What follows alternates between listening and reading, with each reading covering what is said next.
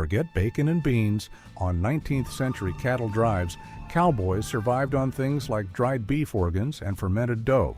Food designed not to taste good, but to outlast the trail. Meat so heavily salted, it had to be soaked overnight just to chew. Starters kept alive for months. Rations chosen because if they spoiled, someone didn't finish the drive.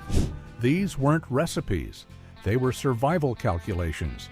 Calories weighed against distance, shelf life against heat, and hunger against how long a crew could keep moving before a man broke. In this video, we're uncovering 15 forgotten foods the Wild West actually ran on, packed into chuck wagons, eaten on the trail, and relied on when there was no backup and no second option. No romance, no clean plates, just what a cowboy ate when the only real choice was eat it or not finish the trail. Number 15. Sourdough starter, the living dough that crossed 1,000 miles. In the 1870s, as cattle drives pushed from Texas to Kansas railheads, chuck wagon cooks protected one thing more carefully than flour or lard: a jar of sourdough starter kept alive for weeks, sometimes months at a time. This wasn't bread in the modern sense. It was a living culture of wild yeast and bacteria, fed daily with flour and water, that fermented into a tangy dough cowboys called simply starter. If it lived, the crew ate. If it died, biscuits failed and morale followed. On trails like the Chisholm, cooks wrapped the starter in cloth and kept it near the warmest part of the wagon, sometimes sleeping with it inside a bedroll on cold nights to keep it from freezing. Period accounts describe feeding it every morning before the herd moved, mixing only enough flour to keep it alive until the next stop. Some cooks claimed their starter had traveled thousands of miles, passed between wagons, older than any man riding the trail. It rose slowly in open air and baked in cast-iron Dutch ovens buried in coals. No yeast, no replacement. Sourdough wasn't chosen for taste.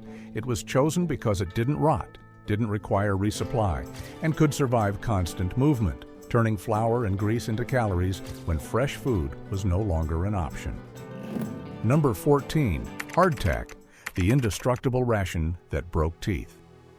By the late 1860s, surplus Civil War hardtack had reached the cattle trails, much of it baked years earlier and stored in wooden crates stamped with arsenal marks from places like Watervliet and Rock Island.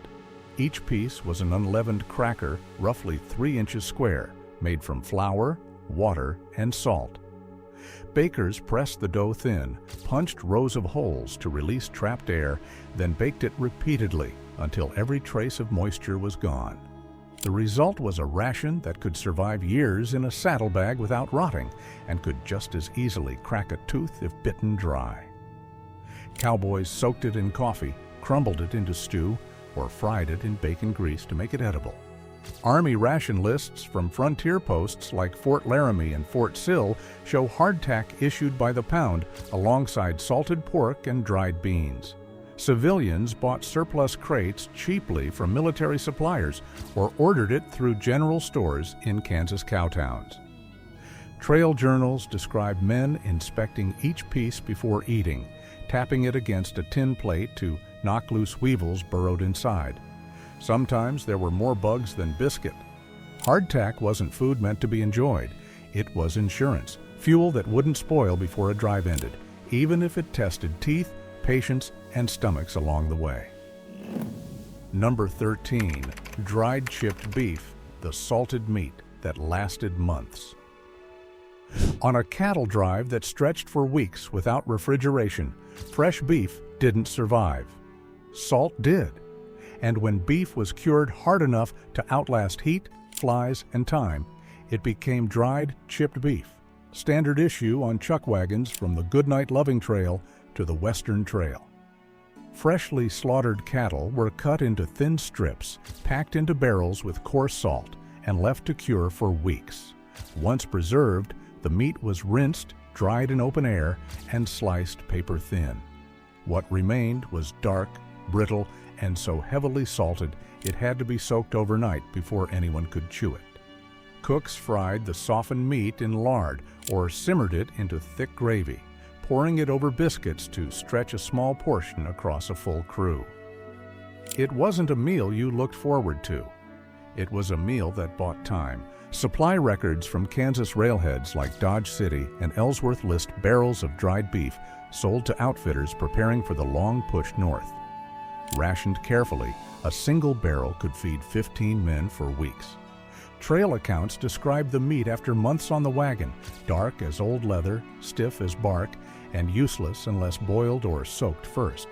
But it didn't spoil. And on a drive measured in distance, not comfort, that was the only calculation that mattered. Number 12, pemmican, the compressed fuel that traveled light. Long before cowboys relied on jerky, plains tribes had perfected a food dense enough to keep a rider moving for days with nothing else. Trappers learned it first. Scouts followed. By the time cattle drives pushed west, pemmican was already proven as one of the most efficient foods ever carried across the plains. Lean meat, usually buffalo or venison, was sliced thin and dried over low smoke until brittle. Once dehydrated, it was pounded into powder, then mixed with rendered fat and sometimes dried berries. The mixture was packed tight into rawhide bags or sewn leather pouches and sealed with more tallow. The result was compact, shelf-stable, and brutally efficient. A piece no bigger than a fist could replace a full meal. Fat sealed out air and moisture, allowing pemmican to last for months without spoiling. Hudson's Bay Company records from the 1850s list pemmican as standard issue for voyageurs on northern routes. By the 1870s, cattlemen and buffalo hunters carried their own versions, often traded from native suppliers or made in camp after a successful hunt. Accounts from the Texas Panhandle describe scouts chewing pemmican between line camps, choosing it over salted beef because it required no fire, no cooking, and no stopping. Greasy, dense, unforgiving. But when halting meant falling behind, pemmican turned movement itself into the meal. Number 11. Beans boiled until they bruised, the protein that held camps together. If sourdough kept a camp running, beans kept it standing. Pinto Navy or black-eyed, whatever a cook could buy in bulk from a Kansas supply depot, traveled in burlap sacks and cooked in iron pots large enough to feed a dozen men at once. Preparation began the night before. Dried beans were soaked to soften them, then boiled for hours over open fire, often with chunks of salt pork added for fat. As they cooked, they broke down, turning into something thick enough to eat with a spoon or drag up with bread. Trail accounts from the 1880s describe beans as the most reliable food on the drive, cheaper than meat, harder to ruin, and able to stretch when supplies ran thin. A 50-pound sack could last weeks, and when everything else dwindled, beans were what kept meals coming. Cooks sometimes added wild onions or peppers gathered along the route. When available, molasses or brown sugar went in for calories. Most days, the pot was simply salted and served plain. Store ledgers from Abilene and Fort Worth show beans sold by the hundredweight to cattle outfits preparing for the season. They appeared so often that men grew sick of them long before the drive ended. No speed, no variety. But when fuel was low, time was short, and the work didn't stop, beans kept everyone fed without breaking the system. Number 10. Bacon grease saved in a tin, the fat that cooked everything else. On the trail, nothing was wasted, especially fat. Grease rendered from salt pork and bacon was collected in old tin cans and reused until it darkened and turned sharp-smelling. Each morning, bacon fried in a skillet and grease pooled in the pan. Instead of being thrown out, it was poured into a container and kept near the chuckwagon, where it stayed solid in cool weather and liquid in the heat. That grease became the base for nearly every other meal. Biscuits were fried in it, dried beef was softened in it, potatoes, when there were any, were cooked in it. Even coffee sometimes got a spoonful stirred in for calories. Each reuse layered flavor onto flavor, building a heavy, smoky taste that defined trail cooking. Ration records from cavalry units at Fort Sill and Fort Davis List bacon and salt pork as standard issue, and the grease was counted as part of the ration, not waste.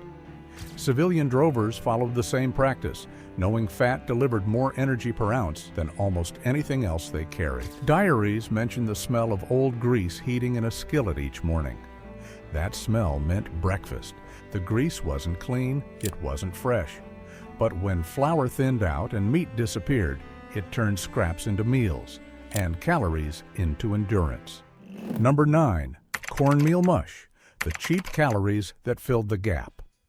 When flour ran short or money ran out, cooks fell back on cornmeal.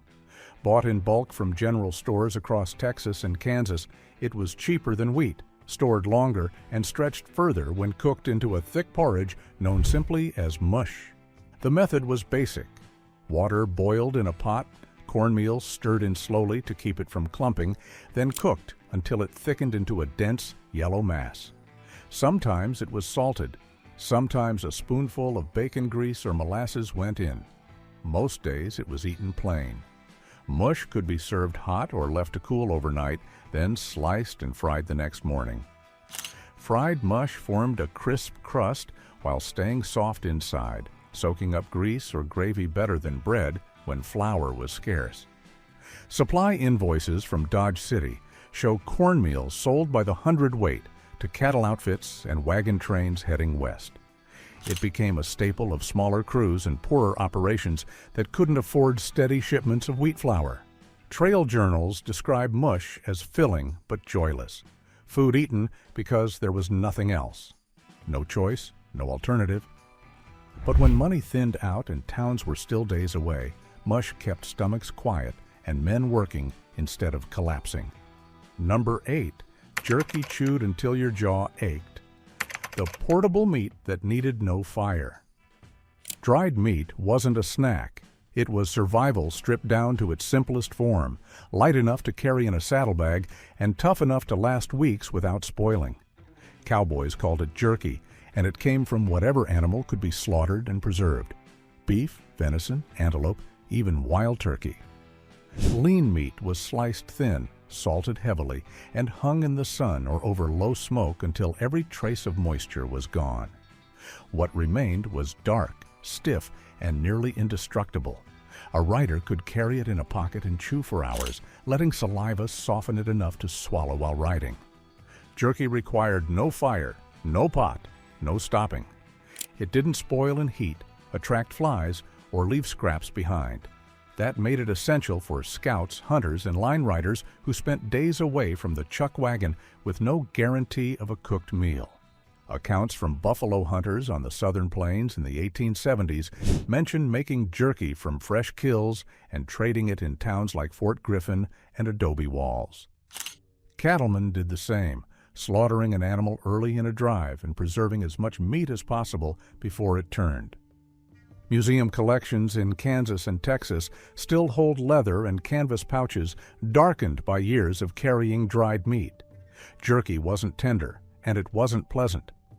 But when stopping meant falling behind, it turned chewing into movement and movement into survival. Number 7.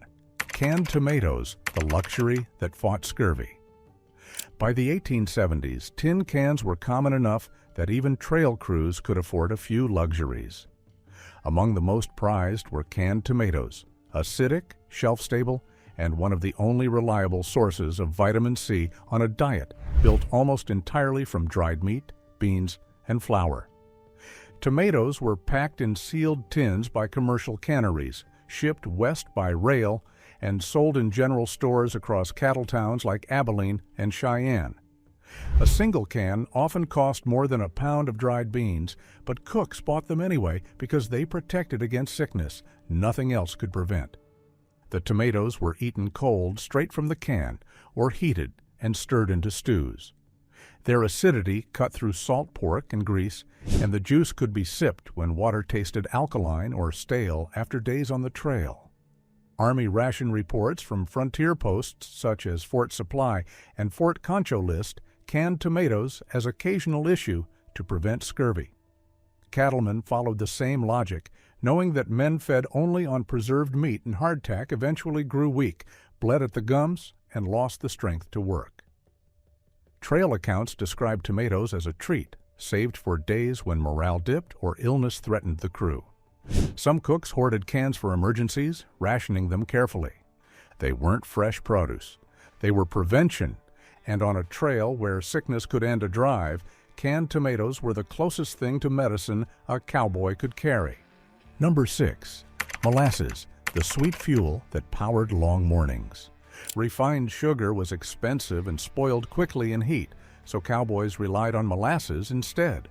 Thick, dark, and sticky, it was poured into coffee, stirred into beans, drizzled over biscuits, or eaten straight from a spoon when energy dropped. Molasses was a byproduct of sugarcane processing, sold cheaply and shipped in bulk. General stores across Texas and Kansas stocked it in barrels, and chuckwagon cooks bought it by the gallon because it delivered fast calories and lasted indefinitely without crystallizing or fermenting. A spoonful in black coffee softened bitterness and added weight to a morning meal. Mixed with bacon grease and flour, it became a crude syrup for sourdough pancakes. When there was no time to cook, some men ate it plain, scooping it onto hardtack before a long ride.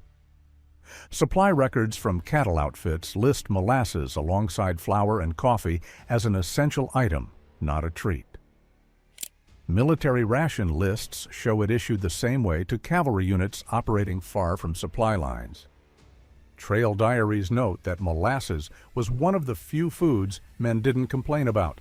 Sweetness mattered. When mornings started before dawn and work didn't stop, molasses turned sugar into stamina and kept men functional long enough to ride. Number 5. Dried apples, the fruit that traveled in leather bags. Fresh fruit spoiled within days on the trail. Dried apples didn't. Sliced thin, laid out in the sun, and dehydrated until leathery, they shrank to a fraction of their size and weight, one of the few fruits that could survive weeks of heat and movement. Suppliers in Missouri and Kansas sold dried apples by the pound, packed in burlap sacks or sewn leather pouches.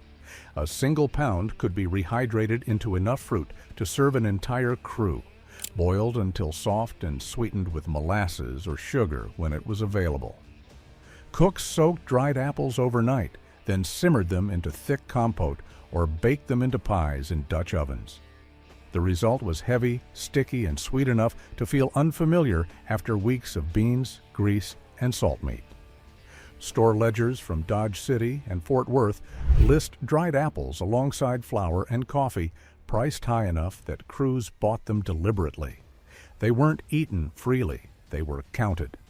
Trail accounts describe dried apples saved for Sundays or rationed out after brutal stretches to keep morale from cracking. One bag might last weeks, measured carefully so it didn't vanish too fast. They weren't fresh and they didn't taste like home. But on a trail that wore men down, dried apples bought relief when nothing else could. Number 4, sow belly, the cheapest pork that kept men alive. Salt pork went by many names on the trail, but cowboys called it sow belly, thick slabs of pork belly cured in salt until the meat turned pale and the fat stayed solid even in summer heat. It was cheap, calorie-dense, and nearly impossible to spoil. Packed in barrels and shipped from processing plants in St. Louis and Chicago, sow belly arrived at frontier supply depots already cured and ready to travel. A single barrel could feed a cattle crew for weeks, and because the salt halted decay, it required no ice, no drying, and no special care. Preparation was simple. The pork was rinsed to remove excess salt, sliced thick, and fried until the fat rendered and the meat crisped. That fat was saved and reused to cook everything else, biscuits, beans, potatoes, while the meat itself was eaten or stirred into stews. Ration lists from military posts like Fort Riley and Fort Union show salt pork issued by the pound to troops in the field. Civilian drovers bought it the same way, knowing it delivered more calories per dollar than fresh beef ever could. Trail accounts describe sow belly as tough, salty, and monotonous. But it didn't rot, it didn't fail, and it didn't disappear overnight. When fresh meat spoiled before it could be eaten, Sow belly was what kept crews working. Number 3, son of a gun stew, the awful dish that used everything. When a steer was slaughtered on the trail, waste wasn't an option. That included the organs: heart, liver, kidneys, sweetbreads, and even the marrow gut, a long tube filled with partially digested grass that gave anything it touched a bitter vegetal bite. Cowboys put it all into a single pot and called it son of a gun. The method was blunt. Organ meats were chopped rough and dropped into boiling water with onions if there were any, along with whatever seasoning the cook could spare. The pot simmered for hours until the organs softened and the broth thickened into something heavy enough to fill a man. Some versions included brains or tongue, others added chunks of lean beef to stretch the stew further. The marrow gut, cleaned and sliced, gave the dish its unmistakable taste, one that separated it from ordinary beef stew and made it clear this was food born of necessity. Accounts from drovers on the Goodnight Loving Trail describe son of a gun as a reward after a fresh kill, served when the crew could afford to stop long enough to cook it properly. It was rich in iron and fat and used parts of the animal that would spoil within hours if left untouched. The name itself was a cleaned-up version of what cowboys actually called it, a phrase too crude for polite company, but common around the fire. Son of a gun wasn't about flavor. It was about timing, using what would rot first before it was lost. On the trail, survival meant everything went into the pot, or it went to waste. Number 2, Arbuckle's coffee, the roasted fuel that started every day. Coffee wasn't optional on the trail. It was the first thing boiled each morning and the last thing drunk at night, and one brand dominated so completely it became the default. Arbuckle's is Ariosa. Introduced in the 1860s by John Arbuckle, the coffee came pre-roasted and coated with a glaze that sealed in freshness and helped it survive long transport without going stale. Sold in 1-pound bags, it traveled easily and brewed consistently, which mattered more than flavor. Cowboys ground the beans each morning with hand-crank mills or crushed them with rifle butts when equipment broke. The grounds were boiled directly in water until the brew turned thick and bitter, then poured into tin cups and drunk black. Some men stirred in molasses. Most didn't bother. Supply records from Kansas cattle towns show Arbuckle's outselling every other coffee, prized not for taste, but for reliability. Cooks rationed beans carefully, knowing that once coffee ran out, mornings slowed and tempers shortened. Trail diaries describe coffee as the one thing no crew would willingly give up. It kept men awake through night watches, warmed them before dawn, and dulled hunger when meals were thin. Without it, fatigue arrived faster. Work dragged, mistakes multiplied. On a drive where momentum meant survival, coffee wasn't a comfort, it was equipment.